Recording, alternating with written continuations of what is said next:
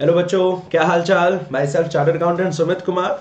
और बच्चों बेसिकली हम शुरू करने जा रहे हैं हमारी Indian economic development class 12th का एक नया चैप्टर रिवीजन के लिए। हम रिवीजन का काम कर रहे हैं। बहुत सारे चैप्टर हमने रिवाइज कर लिए और बहुत सारे चैप्टर हम रिवाइज कर भी रहे हैं। चलिए, अभी के टारगेट पे हमारा बच्चों कौन सा चैप्टर है देखो फटाफट आप सबके सामने लिखा हुआ है आपके स्क्रीन पे, challenges of rural development. Basically chapter क्या नाम है देखो जरा बच्चों, चैप्टर का नाम है रूरल डेवलपमेंट। तो आओ शुरू करते हैं बिना टाइम वेस्ट किए हुए। क्या होता है रूरल डेवलपमेंट, क्या मतलब होता है, क्या क्या चैलेंजेस हैं, सब कुछ हमारे को देखने को मिलेगा। ये क्योंकि फास्ट ट्रैक रिवीजन है तो प्लीज आप कोशिश करना कि एकदम शांति से ध्यान से सारी बातों को सुनना, फिर एक बार आप इसे बुक से पढ़ लेना। चलो शुरू करते हैं। लिखा हुआ बेटा, सबसे पहले what does rural development mean. Rural development word का मतलब क्या होता है तो बताता है रूरल डेवलपमेंट एक एक्शन प्लान होता है जिससे गांव के रूरल एरियाज के सोशल और इकोनॉमिक ग्रोथ के बारे में सोचा जाता है। सोशल ग्रोथ में बेसिकली बच्चों हेल्थ आ जाता है, एजुकेशन आ जाता है, घर रहन सहन के लिए हाउसिंग आ जाता है, और इकोनॉमिक ग्रोथ के लिए रोड आ जाता है, ट्रांसपोर्ट आ जाता है, पावर इलेक्ट्रिसिटी आ जाता है, इंफ्रास्ट्रक्चर आ जाता है। तो इन सब के लिए जो एक्शन प्लान बनाया जाता है इसी को बोलते हैं हम rural development. The action plan is to focus on lingering. अब बेटा ये बहुत इंपॉर्टेंट वर्ड है, इस पूरे चैप्टर में यही दो चैलेंजेस देखने को मिलेंगे। लिंगरिंग चैलेंजेस विच आर, जो बहुत समय से चले आ रहे हैं, जो अभी ऐसा नहीं है कि कल परसों हमारे सामने आ रहे हैं। लिंगरिंग चैलेंजेस जो सदियों से चले आ रहे हैं, और कुछ नए जमाने के चैलेंजेस हैं जिसे हम कौन से नाम से बोलते हैं, इमर्जिंग चैलेंजेस के नाम से पुकारते हैं। तो कुल मिलाकर पूरे रूरल डेवलपमेंट में दो चैलेंजेस हैं, लिंगरिंग चैलेंज और इमर्जिंग। फिर लिंगरिंग के अंदर भी दो पॉइंट है और इमर्जिंग के अंदर भी दो पॉइंट है। आओ एक बार फटाफट नजर मारते हैं। लिंगरिंग चैलेंजेस में सबसे पहला है गांव में पैसे की कमी है, रूरल क्रेडिट उधार दिया जाए उनको। दूसरा, गांव वाले बेचारे जैसे तैसे करके फार्मिंग कर तो लेते हैं लेकिन अपने प्रोडक्ट को मार्केट में बेच नहीं पाते, बेच देते हैं तो ठीक से प्राइस नहीं मिल पाता। तो यह है रूरल मार्केटिंग की प्रॉब्लम। तो बेटा दो प्रॉब्लम है लिंगरिंग चैलेंजेस के अंदर, एक रूरल क्रेडिट और दूसरा रूरल मार्केटिंग। और जो नए जमाने की प्रॉब्लम है उसमें बेटा फर्स्ट लिखा हुआ है exploring option of sustainable livelihood other than farming. इसे मैं हमेशा अदर देन फार्मिंग के नाम से पुकारूंगा, लाइक हॉर्टिकल्चर और एनिमल हस्बेंड्री और fisheries, like cottage and small industries, इन सब पे की बातें करेगा। ये कुछ ऐसा नहीं है कि ये कल परसों ही आई है, ये है लेकिन लिंगरिंग के कंपैरिजन में थोड़े नए जमाने की प्रॉब्लम है। और दूसरा ऑर्गेनिक फार्मिंग, आज के जमाने का एकदम लेटेस्ट टॉपिक है ऑर्गेनिक फार्मिंग, जिसपे पेपर में सवाल बनना ही बनना है। तो दो lingering challenges, rural credit, rural marketing. दो emerging challenges other than farming, जिसमें एनिमल हस्बेंड्री और हॉर्टिकल्चर की बात करेगा। और दूसरा बोलो फटाफट ऑर्गेनिक फार्मिंग। ठीक है, पूरे चैप्टर में यही चार वर्ड घूमेंगे। आओ बेटा सबसे पहले हम लिंगरिंग चैलेंजेस की बात करते हैं। सबसे पहले the challenge of rural credit. सबसे पहले लिंगरिंग चैलेंजेस में भाई किसानों को या फिर गांव वाले एरिया को क्या देना है, क्रेडिट देना है। क्यों देना है क्रेडिट, क्योंकि हमारे को पता है क्रेडिट लाइफलाइन है उनके जीवन के लिए, फार्मिंग करने के लिए रूरल एरियाज में। क्यों, क्योंकि ज्यादातर फार्मिंग फैमिलीज हमारे देश में, बेटा ये वर्ड आप प्लीज ध्यान रखना, स्मॉल और मार्जिनल है। ज्यादातर फार्मर्स स्मॉल है, गरीब हैं, छोटे वर्ग के हैं, तो वो लोग सरप्लस जनरेट नहीं कर पाते, इसलिए उनको आगे फार्मिंग करने के लिए उधार चाहिए। दूसरा, जो गैस्टेशन लैग है, बेटा गैस्टेशन वर्ड का मतलब होता है गैप, टाइम गैप, किसके बीच में बच्चे, सोइंग बीज को बोना और हार्वेस्टिंग बीज को फसल की कटाई करना, इसके बीच का जो समय है ना वो काफी ज्यादा है। तो ज्यादा समय की वजह से इस किसान को या फार्मिंग पॉपुलेशन को या रूरल एरियाज को पैसों की जरूरत पड़ती है। तो ये सवाल पेपर में आ सकता है, क्रेडिट का क्या महत्व है या क्रेडिट क्यों चाहिए, क्योंकि ज्यादातर फार्मर्स गरीब हैं। दूसरा, जो गैस्टेशन पीरियड है सोइंग के बीच में और हार्वेस्टिंग के बीच में काफी ज्यादा है, इस वजह से उनको बीच के समय अपना जीवन जीना है, घर चलाना है, फसलों की देखरेख करनी है, बिजली का बिल भरना है, 7-8 महीने में फसल कटने के लायक होगी,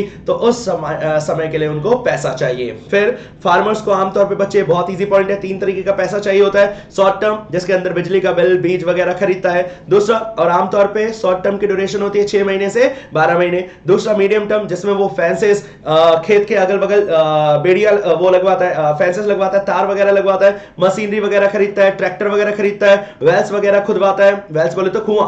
12 महीने से 5 साल इसकी ड्यूरेशन होती है। फिर बच्चे लॉन्ग टर्म आता है, जिसके अंदर वो जमीन खरीदता है, परमानेंट काम करवाता है जमीन के ऊपर, लाइक वो शेड बनवा देता है, और आमतौर पे इसका जो टाइम पीरियड होता है 5 साल से 20 साल। क्या फार्मर को तीनों तरीके का पैसा आमतौर पे चाहिए होता है? हाँ, शॉर्ट टर्म का, मीडियम टर्म का और लॉन्ग टर्म का पैसा चाहिए। क्यों? क्योंकि बच्चे पहला पॉइंट, ज्यादातर फार्मर्स स्मॉल है और मार्जिनल है। दूसरा पॉइंट, गेस्टेशन पीरियड काफी ज्यादा है, सोइंग और हार्वेस्टिंग के बीच, क्रॉप्स की सोइंग और हार्वेस्टिंग के बीच में काफी ज्यादा गैप आ जाता है, जिसलिए उन्हें उधार चाहिए। फिर पैसा कहां से आएगा, कहां से दोगे गांव वालों को पैसा? तो बेटा दो पॉइंट होते हैं, एक इंस्टीट्यूशनल और दूसरा नॉन इंस्टीट्यूशनल। इंस्टीट्यूशनल में सारे भरे लोग हैं, like state bank of India, like cooperative society, like NABARD, like RRB. और जो नॉन इंस्टीट्यूशनल है इसमें सारे बुरे लोग हैं, लाइक जमींदार, like money lender, like village trader. ये पहले जमाने में बहुत पाया जाता था, अब धीरे धीरे इंस्टीट्यूशनल बढ़ते जा रहा है। पहले जमाने में नॉन इंस्टीट्यूशनल जा रहा था, अब इंस्टीट्यूशनल धीरे धीरे बढ़ता जा रहा है। तो नॉन इंस्टीट्यूशनल हमारे लिए बस कुछ एग्जांपल ध्यान रखने हैं, लाइक विलेज ट्रेडर बेकार इंसान, लैंडलॉर्ड बेकार इंसान, मनी लेंडर बेकार इंसान, विलेज ट्रेडर्स ये सब बुरे इंसान थे। शुरुआत के जमाने में इनका मेन कंट्रीब्यूशन था, लेकिन अब धीरे धीरे कंट्रीब्यूशन इंस्टीट्यूशनल का जा रहा है। इंस्टीट्यूशनल के अंदर बच्चे अपने को 7 पॉइंट पढ़ने हैं। सबसे पहला लिखा हुआ है कोऑपरेटिव क्रेडिट सोसाइटीज। ये क्या करते हैं? फार्मर्स को टाइमली पैसा देते हैं, रैपिडली पैसा देते हैं। वर्ड नोट करते हुए चलना, टाइमली पैसा देते हैं, रैपिडली पैसा देते हैं, और पैसे देने के साथ साथ एडवाइस भी देते हैं कि आप आपकी प्रोडक्टिविटी को, आप अपनी फसलों की प्रोडक्टिविटी को कैसे बढ़ा सकते हो। तो ये सारे काम करता है। देखो ये सारे पॉइंट मैंने यहीं के बोले थे, टाइमली, रैपिडली, मनी लेंडर्स को गायब कर देता है, क्रेडिट फैसिलिटी सारे रीजन पे फैल सकता है, और ये लोग एडिक्वेट क्रेडिट देते हैं। खत्म। इसके अलावा जो एडवाइस वाली लाइन बोली थी बच्चे मैंने, वो यहां पे लिखी हुई है। ये लोग गाइडेंस भी देते हुए चलते हैं, यू कैन से एडवाइस भी देते हुए चलते हैं। तो इंस्टीट्यूशनल सोर्सेज का सबसे पहला पॉइंट क्या पड़ा? Cooperative credit society. मैं इतनी तेज क्यों बोल रहा हूं? क्योंकि बच्चे रिवीजन चल रही है। दूसरा, स्टेट बैंक ऑफ इंडिया, भारतीय स्टेट बैंक। दूसरा, अदर कमर्शियल बैंक की स्थापना करी गई ताकि गांव के एरिया में फार्मर्स तक और जो फार्मिंग पॉपुलेशन है उन तक लोन पहुंचाया जा सके। स्टेट बैंक की स्थापना हुई 1955 और कमर्शियल बैंक का नेशनलाइजेशन हुआ 1969। ये बच्चा नीचे लिखा हुआ है। इन दोनों का ही, चाहे स्टेट बैंक ऑफ इंडिया हो चाहे बाकी कमर्शियल बैंक हो, इनका मेन एम यही था कैसे भी करके गांव के एरिया में पैसा पहुंचाया जा सके। क्यों? क्योंकि उस शुरुआती जमाने में फार्मिंग, भारत कृषि प्रधान देश था ना भाई, तो कृषि पे फोकस था। स्टेट बैंक और बाकी कमर्शियल बैंक की स्थापना करी इसलिए गई ताकि फार्मिंग पॉपुलेशन को टाइमली पैसा मिल सके। तीसरा बच्चे, आरआरबी और लैंड डेवलपमेंट बैंक की स्थापना करी गई। इन दोनों की खास बात होती है, ये बैकवर्ड डिस्ट्रिक्ट में काम करते हैं, रिमोट रूरल एरियाज में काम करते हैं, और जो एकदम गरीब वर्ग है, वीकर सेक्शन है, उन लोगों के पैसा देने का काम करते हैं बच्चे। इसके अलावा नबार्ड की स्थापना करी गई। पूरा नाम आपको इसका याद होना चाहिए, कब स्थापना हुई थी, ये सब हमने क्लासों में कर रखा है। नबार्ड एक एपेक्स इंस्टीट्यूशन है जो प्लानिंग करता है गांव के क्रेडिट को लेकर। ये एपेक्स फंडिंग एजेंसी है, बाकी लोगों को पैसा देता है, लाइक कोऑपरेटिव सोसाइटी को, लाइक स्टेट बैंक को, लाइक आरआरबी को पैसा देता है ताकि ये फार्मर को पैसा दे दे। ये सीधा फार्मर के साथ डील नहीं करते, ठीक है। दूसरा बच्चे, फिर इसके बाद क्या पॉइंट लिखा हुआ है देखें फटाफट। दूसरा लिखा हुआ है, ये लोग क्रेडिट डिलीवरी सिस्टम, फार्मर तक जितना पैसा पहुंचाया जा रहा है, चाहे सब्सिडी का पैसा, चाहे फर्टिलाइजर फ्री में पहुंचाया जा रहे हैं, चाहे कीटनाशक फ्री में पहुंचाए जा रहे हैं, ये फार्मर तक पहुंचे, कहीं बीच में कोई बीच का दलाल ना खा ले, इंटरमीडिएट ना उसको खा ले। इस चीज को सुधार करने के लिए नबार्ड काम करता है। इसके अलावा ये लोग लाइसेंस मेंटेन करवाते हैं। लाइसेंस का मतलब होता है बच्चे कोऑर्डिनेशन मेंटेन करवाते हैं स्टेट गवर्नमेंट में, भारत की गवर्नमेंट में, रिजर्व बैंक में और अदर नेशनल लेवल की संस्थाओं में। और चौथा, ये लोग जिन प्रोजेक्ट्स में इन्होंने पैसा लगा रखा है नबार्ड ने, उन चीजों पे क्या करते हैं? मॉनिटरिंग। तो बेटा इंस्टीट्यूशनल के 4 पॉइंट, क्रेडिट कोऑपरेटिव सोसाइटी खत्म हो गया। दूसरा, state bank of India, other commercial bank खत्म हो गया। तीसरा, आरआरबी और लैंड डेवलपमेंट बैंक खत्म हो गया। चौथा, नबार्ड एपेक्स फंडिंग एजेंसी है, क्रेडिट डिलीवरी सिस्टम को सुधार रहा है, कोऑर्डिनेशन मेंटेन करवाता है स्टेट गवर्नमेंट, सेंट्रल गवर्नमेंट और आरबीआई और बाकी नेशनल लेवल की संस्थाओं में। और चौथा, ये लोग उन प्रोजेक्ट्स पे नजर रखते हैं, मॉनिटरिंग करते हैं जहां पे इन्होंने पैसा लगाया, ठीक है। फिर बच्चे ये टॉपिक बहुत इंपॉर्टेंट है पेपर के पॉइंट ऑफ व्यू से। क्या हमारे रूरल बैंकिंग सिस्टम में कुछ डेफिशिएंसियां हैं? हाँ, नो डाउट उसने थोड़ा अच्छा काम किया, लेकिन आज भी डेफिशिएंसियां है। सबसे पहले तो गांव का बंदा कोई लोन लेने जाता है तो सबसे पहले उससे क्या मांगते हैं? Collateral security. लेकिन भाई अगर उसके पास कोलेटरल सिक्योरिटी देने के लिए होता तो वो लोन लेने के लिए क्यों आता? तो पॉइंट इज, सबसे बुरी प्रॉब्लम है बैंकिंग सिस्टम की, गांव में वो कोलेटरल मांगता है बैंक वाला, लेकिन गरीब फार्मर के पास देने के लिए नहीं है, कुछ भी गिरवी रखने के लिए नहीं है, जिस वजह से गरीब वर्ग लोन नहीं ले पाता। दूसरा, सरकार पॉलिटिकल, अपनी सरकार की मकसद से, अपने पर्सनल मोटिव की वजह से क्या करती है? लोन्स माफ कर देती है सरकार फार्मर्स का, जिसकी वजह से बेचारा बैंक लोन उसमें डूब जाता है, एनपीए में, बेटा आपने सुना होगा नॉन परफॉर्मिंग असेट में डूब जाता है, जो बैंक के लिए और इकोनॉमी के लिए अच्छी बात नहीं है। और तीसरा, बैंक वालों का मेन काम था लोगों की सेविंग की आदत को डेवलप करवाना, लेकिन बैंक वाला इस चीज में फेल हो गया। सेविंग बोले तो थ्रिफ्ट का कल्चर डेवलप करवाना था, लेकिन बैंक वाला ये काम करने में फेल हो गया। तो बैंकिंग सिस्टम के 3 फेलियर अपने को ध्यान रखने हैं। कोलेटरल मांगता है, गरीब वर्ग बेचारा लोन नहीं ले पाया। दूसरा, सरकार की मजबूरी की वजह से, पॉलिटिकल पॉपुलेशन की वजह से सरकार अपनी सरकार बनाने के चक्कर में फार्मर्स का लोन माफ कर देती है, जिसकी वजह से बैंक का डिफॉल्ट रेट बढ़ गया, एनपीए बढ़ गया, जिससे इकोनॉमी खराब हो गई। और तीसरा, कमर्शियल बैंक लोगों में सेविंग की आदत डेवलप करवाने के लिए आए थे, लेकिन ये आदत डेवलप नहीं कर पाए। रूरल क्रेडिट का लिंगरिंग चैलेंज पूरा खत्म। दूसरा चैलेंज आएगा बच्चों, फटाफट मेरे को नाम बताओ। रूरल क्रेडिट के बाद आएगा रूरल मार्केटिंग। बच्चे रूरल मार्केटिंग के अंदर फसल कट गई, फसल हमारी कट गई। अब फसल कटने के बाद बिकने तक के बीच में जो जो स्टेप्स इन्वॉल्व होंगे, उसका पैक करना है, ग्रेडिंग करनी है, अलग अलग करना है, मिक्स करना है, डब्बे में पैक करना है, ट्रैवलिंग करवानी है, ट्रांसपोर्टेशन करवाना है, वेयर हाउस में रखना है, ये सारे काम किसके अंदर आते हैं? Rural marketing. क्या इसमें भी बहुत सारी प्रॉब्लम्स थी? हाँ, इसको ठीक करने के लिए सरकार ने एक से बढ़ के एक जबरदस्त स्टेप उठाए थे। तो बच्चे वही हम शुरू करने जा रहे हैं। सरकार ने क्या क्या करा? सबसे पहले अनाज मंडियां बनवा दी। अनाज मंडी में 3 जगह के लोग बैठा करते थे, फार्मर के रिप्रेजेंटेटिव, गवर्नमेंट के रिप्रेजेंटेटिव और जो ट्रेडर है, जो व्यापारी है, उसका रिप्रेजेंटेटिव। तीनों बंदों के रिप्रेजेंटेटिव बैठे करते थे, जिससे फार्मर के साथ धोखाधड़ी लूटपाट ना हो सके। अनाज मंडियां बना दी गई, खत्म हो गया पहला पॉइंट, ताकि फार्मर को ठीक रेट मिल सके। दूसरा, एग्रीकल्चर मार्केटिंग सोसाइटीज को बढ़ावा दिया गया, जिससे फार्मर अकेला बेचने जाता तो रेट अच्छा नहीं मिलता, लेकिन अब ये मिलकर जा रहे हैं तो जाहिर सी बात है इनको रेट अच्छा मिलेगा, बेटर प्राइसेस मिलेगा। तीसरा, वेयर हाउस। बेटा मैंने फसल उगा ली, लेकिन वेयरहाउस मैंने बहुत क्विंटल गेहूं उगाया, लेकिन रखने के लिए जगह नहीं मिली, तो मजबूरी में मुझे सस्ते में बेचना पड़ा, सस्ते में मजबूरी में बेचना पड़ा। इसे बोला जाता है बेटा डिस्ट्रेस सेल। तो इस प्रॉब्लम से बचने के लिए सरकार ने वेयरहाउस फैसिलिटीज बनवाई। सरकारों ने सेंट्रल लेवल पे, स्टेट लेवल पे वेयरहाउस की संस्थाएं बनाई, जिससे फार्मर डिस्ट्रेस सेल ना करे, वो थोड़े समय के लिए अपना सामान स्टोर कर सके और जैसे ही मार्केट में अच्छा रेट मिले निकाल के सामान को बेच दे। तो सरकार ने तीसरा काम क्या करा? पहला रेगुलेटेड मार्केट, दूसरा फटाफट बताओ कोऑपरेटिव सोसाइटियां, और तीसरा वेयर हाउसिंग फैसिलिटी। चौथा, भाई शहर में अच्छा दाम मिलेगा फसल का या गांव में? शहर में, तो शहर तक लाने के लिए ट्रांसपोर्टेशन सस्ता करवाया गया, सब्सिडाइज। इसके अलावा कब अच्छा रेट चल रहा है, मार्केट में क्या होने वाला है, क्या नहीं होने वाला, बारिश कब होने वाली है, फसल कौन सी अच्छी चल रही है, मार्केट में किसकी डिमांड है, ये सारी इंफॉर्मेशन सरकार ने अखबारों में, रेडियो पे, टेलीविजन पे बंटवाया, जिससे फार्मर अच्छे से को ज्ञान मिला, फार्मर को ज्ञान मिला, जिसकी वजह से वो अच्छे डिसीजन ले पाया। सबसे इंपॉर्टेंट पॉइंट, जिसकी वजह से अभी भी ड्रामे चलते रहते हैं, मिनिमम सपोर्ट प्राइस। फार्मर कहता है मेरी कुछ चुनिंदा फसलों पे मुझे मिनिमम इतना तो प्राइस मिलना ही चाहिए कि जितना मेरी कॉस्ट रिकवर हो जाए, थोड़ा बहुत मेरा प्रॉफिट हो जाए। तो सरकार लगातार एमएसपी पॉलिसी पे भी काम कर रही है। तो सरकार ने मार्केट में फार्मर्स की सिचुएशन को ठीक करने के लिए ये 5-6 स्टेप उठाए। बेसिकली फार्मर में बार बार बोल रहा हूँ, ये रूरल डेवलपमेंट है, ठीक है।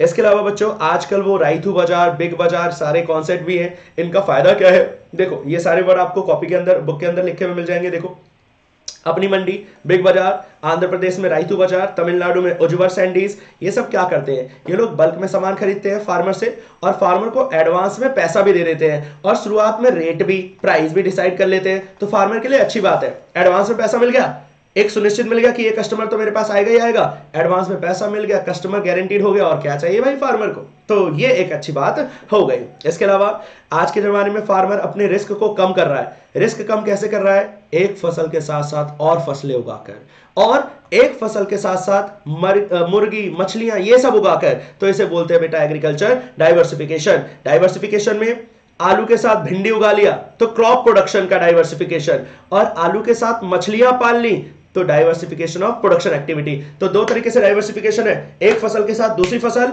और एक जगह फसल के साथ दूसरी फसल नहीं, मुर्गे, मुर्गियां, भेड़, बकरियां, ये सब कुछ डन। अब ये हमारा बेटा रूरल डेवलपमेंट का लिंगरिंग चैलेंजेस पूरा खत्म। पहला हमने पढ़ा रूरल क्रेडिट, दूसरा हमने पढ़ा रूरल मार्केटिंग। अब हम पढ़ेंगे रूरल डेवलपमेंट के इमर्जिंग चैलेंजेस, जिसमें सबसे पहला एम्प्लॉयमेंट आउटसाइड एग्रीकल्चर। बच्चे बहुत इजी पॉइंट है, एनिमल हस्बेंड्री। एनिमल हस्बेंड्री मतलब एनिमल को हस्बैंड बना लो? नहीं, एनिमल हस्बेंड्री का मतलब होता है पशुपालन, भेड़, बकरियां, इन सबको पालना है। क्या ये कौन से एरिया में होगा बच्चे? इसमें एक लाइन लिखी हुई है, जैसे जैसे हम ऐसे एरिया से जहां एग्रीकल्चर होता है, ऐसे एरिया में जा रहे हैं जहां पे जमीन बंजर है, जहां उपजाऊ कम है, फर्टिलिटी कम है, वहां पे लगातार एनिमल हस्बेंड्री का महत्व बढ़ रहा है, क्योंकि वहां फसल नहीं उग सकती तो वहां भेड़ बकरियां चरा लेते हैं, मुर्गे मुर्गियां पाल लेते हैं, उससे इनकम हो जाएगी। लेकिन बच्चों इसमें भी एक दिक्कत है, इनकी जो काम करने का तरीका है वो काफी बैकवर्ड है, मतलब एनिमल हस्बेंड्री में कोई नई टेक्नोलॉजी नहीं है हमारे देश में। दूसरा, पशुओं का अस्पताल बोले तो वेटरनरी केयर काफी कम है, तो एनिमल हस्बेंड्री खत्म। दूसरा, फिशरीज, बेटा मछली जल की रानी होती है तो जल में पाई जाएगी, अब जल समंदर में भी होता है, तालाब में भी होता है, नदियों में भी होता है, तो ये सब सोर्सेज हैं। और आमतौर पे पानी समंदर का केरला में, महाराष्ट्र में, गुजरात में, तमिलनाडु में आता है, तो ये प्रिंसिपल स्टेट है जहां पे फिशरीज करी जाती है, मच्छी पालन किया जाता है। ये भारत में भी होता है, भारत के बाहर जो समंदर के एरिया वहां पे भी हो सकता है, नदियों में भी ये काम चल रहा होता है। यहाँ पे एसएचजी का जिक्र आ जाता है। एसएचजी मतलब सारे लोग मिलकर एक दूसरे की हेल्प करके काम करते हैं। हमारे को फिशरीज फार्मिंग, फिशरीज करने वाली पॉपुलेशन को, हमारे को बोले तो सरकार को फैसिलिटीज देनी चाहिए ताकि वो अच्छे से अपने कर्ज के चक्र से बाहर निकल सके, इनडेप्टनेस से बाहर निकल सके। ये सब फिशरीज की बात रही। तीसरा बच्चे, हॉर्टिकल्चर। What is horticulture? गर्म कल्चर ना, हॉर्टी है, हॉट कल्चर नहीं, हॉर्टिकल्चर है। इसके अंदर ये भी क्रॉप प्रोडक्शन जैसा है, लेकिन यहाँ पे फूल, फल, सब्जियां ये सब उगाया जाता है। और क्या इससे अच्छी इनकम हो सकती है फार्मर को? हाँ। और इसी के बदौलत, हॉर्टिकल्चर के बदौलत भारत बनाना, मैंगो और कैश्यू नट और मसालों के मामले में वर्ल्ड के बहुत बड़े एक्सपोर्टर में शामिल हो चुका है। और इसके अलावा कॉटेज एंड हाउसहोल्ड इंडस्ट्री, अगरबत्ती बनाना, धूप बत्ती बनाना, स्मॉल गुड्डे गुड़िया बनाना, मिट्टी के बर्तन वर्तन बनाना, ये सब भी आज के जमाने में गांव में पाया जा रहा है। और इसकी वजह से भी फार्मर्स का या गांव के एरियाज का रिस्क कम हो रहा है। रिस्क कम, भाई देखो, बारिश हो गई, पूरी फसल खराब हो गई, लेकिन बारिश हो गई तो मुर्गे मुर्गियों को कुछ हो जाएगा क्या? नहीं, तो रिस्क कम हो रहा है, मार्केट रिस्क कम हो रहा है। एनिमल हस्बेंड्री, फिशरीज, हॉर्टिकल्चर और कॉटेज एंड हाउसहोल्ड इंडस्ट्री को खोलकर। बच्चे डन। इसके अलावा लास्ट टॉपिक और है ऑर्गेनिक फार्मिंग। इमर्जिंग चैलेंजेस का दूसरा पॉइंट, ऑर्गेनिक फार्मिंग में हमें एनिमल मैन्योर यूज करने चाहिए, फर्टिलाइजर, केमिकल यूज नहीं करने चाहिए। इससे सॉइल की हेल्थ अच्छी होती है, प्लांट कैसा रहे, सॉइल अच्छी रहेगी, सस्टेनेबल डेवलपमेंट, लंबे समय तक सॉइल को हेल्प कर सकते हैं, यूज कर सकते हैं। फायदा क्या है ऑर्गेनिक फार्मिंग का? यहाँ पे non renewable resources like petrol, chemical वगैरह यूज नहीं होता, जैसे फर्टिलाइजर बनते हैं। ये वातावरण फ्रेंडली होता है, जाहिर सी बात है, तो वातावरण फ्रेंडली है तो हेल्थ खराब कम होगी। दूसरा, सॉइल की हेल्थ पे फोकस था, तो सॉइल की फर्टिलिटी लंबे समय तक मेंटेन होगी, और बिना केमिकल के बनाया तो हेल्दी भी होगा और टेस्टी भी होगा। और ये गरीब फार्म, भाई गोबर यूज करना, गोबर से जो खाद बनती है वो यूज करना महंगा है, सस्ता है? सस्ता है। इनएक्सपेंसिव टेक्नोलॉजी है गरीब फार्मर्स के लिए, तो ये इसके फायदे हैं। फिर लास्ट में पूछा हुआ है क्या नुकसान भी है क्या? हाँ बेटा, नुकसान भी है। क्या नुकसान है? नुकसान ये है कि प्रोडक्शन होने में समय लगता है, टाइम लगता है। द फर्स्ट पॉइंट इज क्या लगता है? टाइम। दूसरा, प्रोडक्शन कम होता है, समय ज्यादा लगता है, प्रोडक्शन कम होता है, तो ये नुकसान हो गया। लेकिन इस नुकसान की भरपाई हो जाती है। क्यों? क्योंकि ऑर्गेनिक फार्मिंग से बनने वाले जो भी क्रॉप्स होती हैं, फसलें होती हैं, उसमें आमतौर पे प्राइस क्या होता है? ज्यादा। तो इधर नुकसान जो हो रहा था समय लगकर या कम प्रोडक्शन होकर, वो ज्यादा प्राइस से कंपनसेट हो जाता है। तो कुल मिलाकर बेटा चैप्टर खत्म हो गया। कितने मिनट लगे मेरे को? 17-18 मिनट लगे। बस इतना सा ही चैप्टर था, रूरल डेवलपमेंट का मतलब। फिर 2 लिंगरिंग चैलेंजेस, 2 इमर्जिंग चैलेंजेस, खत्म। जयराम जी की अगली क्लास में मिलेंगे फटाफट एक नए चैप्टर के साथ। Bye bye, take care. जब तक पढ़ते रहिए और पढ़ते रहिए।